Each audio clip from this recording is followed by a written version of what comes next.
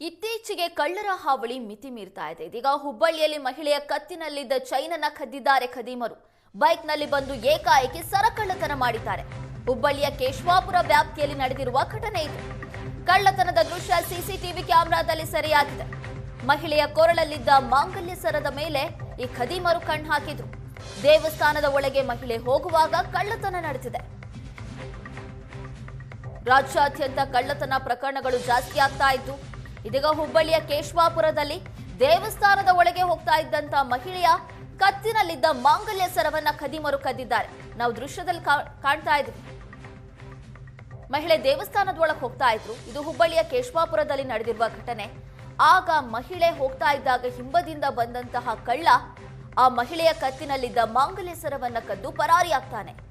ದೇವಸ್ಥಾನದ ಮುಂಭಾಗದಲ್ಲಿರುವ ಸಿಸಿಟಿವಿ ಕ್ಯಾಮೆರಾದಲ್ಲಿ ಈ ದೃಶ್ಯ ಸೆರೆಯಾಗಿದೆ. ಮಹಿಳೆ ತನ್ಪಾಡಿಗೆ ತಾನು ದೇವಸ್ಥಾನದೊಳಗೆ ಹೋಗ್ತಾ ಇದ್ರು. ಆಗ ಹಿಂದಿಂದ ಬಂದಂತ ಕಳ್ಳ ಮಾಂಗಲ್ಯ ಸರವನ್ನ ಕದ್ಕೊಂಡು ಹೋಗ್ತಾನೆ. ಮತ್ತೊಂದ್ ಕಡೆ ಬೈಕ್ ನಲ್ಲಿ ಮತ್ತೊಬ್ಬ ಕಳ್ಳ ಆತನನ್ನ ಕರ್ಕೊಂಡು ಹೋಗೋದಕ್ಕೆ ರೆಡಿ ಆಗಿದ್ದ. ಇಬ್ರು ಕೂಡ ಬೈಕಲ್ಲೇ ಬಂದಿದ್ರು. ಬೈಕ್ ಅನ್ನ ಸ್ವಲ್ಪ ದೂರದಲ್ಲಿ ನಿಲ್ಲಿಸಿ ಒಬ್ಬ ನಡ್ಕೊಂಡು ಬರ್ತಾನೆ.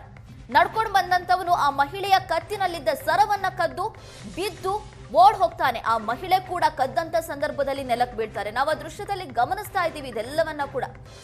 ಮತ್ತೊಬ್ಬ ಬೈಕ್ ಅನ್ನ ರೆಡಿ ಮಾಡ್ಕೊಂಡಿರ್ತಾನೆ. ಸರವನ್ನ ಕದ್ದಿದ ತಕ್ಷಣ ಇಬ್ರು ಕೂಡ ಎಸ್ಕೇಪ್ ಆಗ್ತಾರೆ. ಹುಬ್ಬಳ್ಳಿಯ ಕೇಶವಾಪುರದಲ್ಲಿ ನಡೆದಿರುವ ಘಟನೆ ಇದು. ದೇವಸ್ಥಾನಕ್ಕೆ ಹೋಗ್ತಾ ಇದ್ದಂತ ಸಂದರ್ಭದಲ್ಲಿ ಮಹಿಳೆಯ ಚಿನ್ನದ ಸರವನ್ನ ಕಳ್ಳರು ಎಸ್ಕೇಪ್ ಮಾಡಿದ್ದಾರೆ. ಹಾಗಾಗಿ ಎಷ್ಟೇ ಹುಷಾರಾಗಿದ್ರೂ ಕೂಡ ಕಡಿಮೆನೆ. ಇಂತಹ ಘಟನೆಗಳು ಮತ್ತೆ ಮತ್ತೆ ಮರುಕಳಿಸ್ತಾನೆ ಇದ್ದಾವೆ.